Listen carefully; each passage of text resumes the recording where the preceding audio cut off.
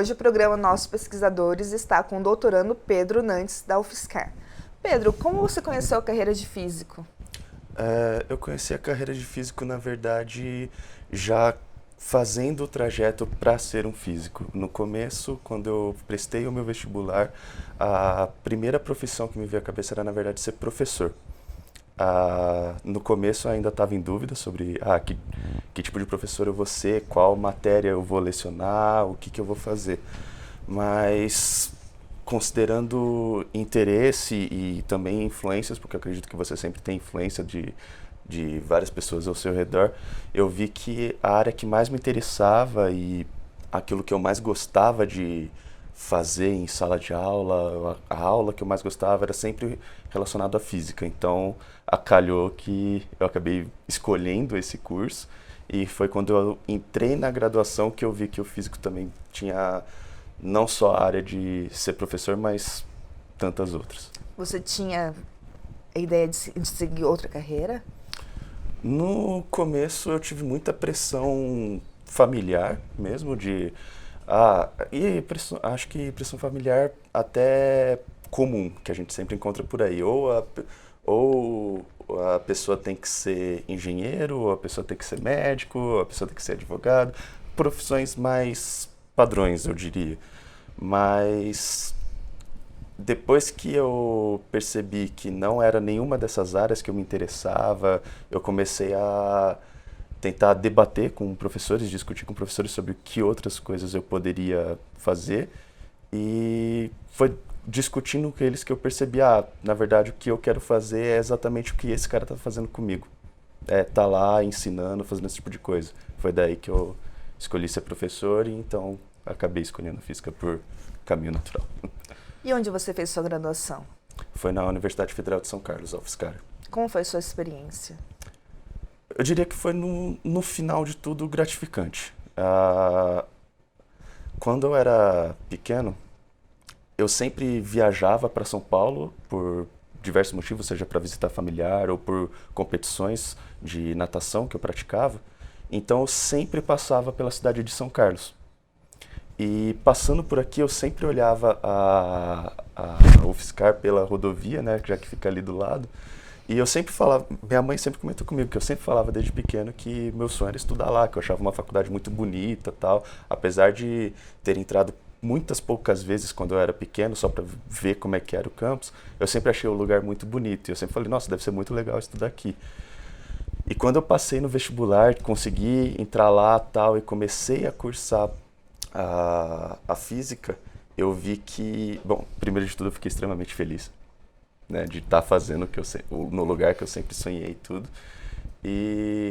Mas também descobri que nem tudo são flores.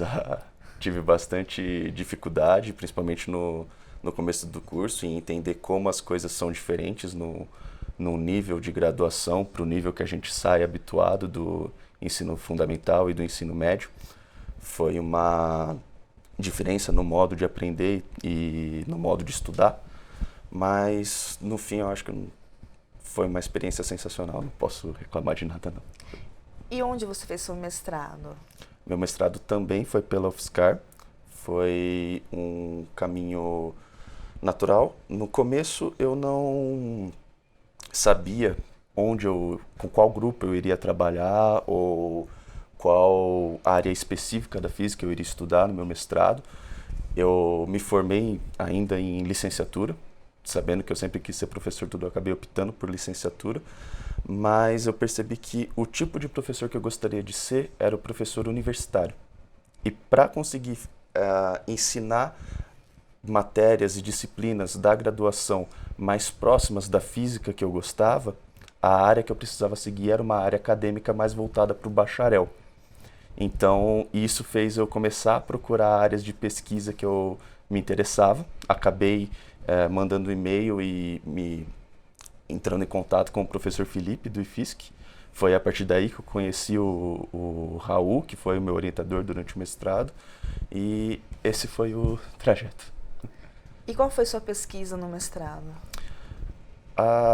Acho que para falar sobre a pesquisa do meu mestrado é interessante eu falar sobre a área de foco do meu grupo.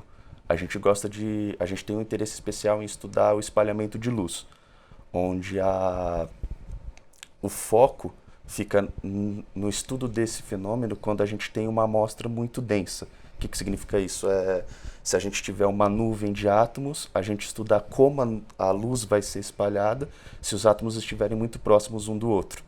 Quando isso acontece, fenômenos de interação entre esses átomos vizinhos, a gente já não pode ignorar. Então esse é o foco de estudo do nosso grupo. O meu mestrado foi a construção, em parte, e a operação de um experimento, de um sistema, para a gente conseguir criar uma amostra que pertença a esse tipo de regime que a gente deseja estudar. Então, o meu mestrado foi a criação de uma amostra que a gente chama de armadilha óptica de dipolo.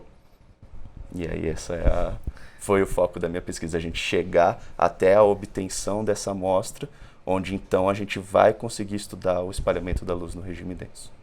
E logo depois você fez o doutorado? Isso, depois que eu terminei o doutorado, depois que eu terminei o mestrado, foi um caminho também natural. Conversei com o meu orientador se haveria vaga de doutorado para continuar no mesmo grupo, visto que era uma área que eu me interessei bastante durante o mestrado. Eu percebi que era algo que eu me divertia bastante fazendo, ao mesmo tempo em que o grupo foi algo muito relevante. É um grupo muito amigo. Você não tem nenhum tipo de competição não saudável lá dentro. Então isso me ajudou a querer continuar trabalhando com eles, continuar nessa linha de pesquisa. E quando ele disse que sem problema nenhum claro que haveria vaga para a gente continuar junto, tudo que bastava era eu passar na prova para poder entrar no doutorado, eu acabei continuando com eles. Então a transição do mestrado para o doutorado foi de forma natural? Eu diria que foi de uma forma natural. Eu acredito que seja assim que a maioria das transições ocorram. Eu posso estar enganado, mas na minha experiência pessoal é o que aconteceu. E no seu doutorado, o que você está estudando?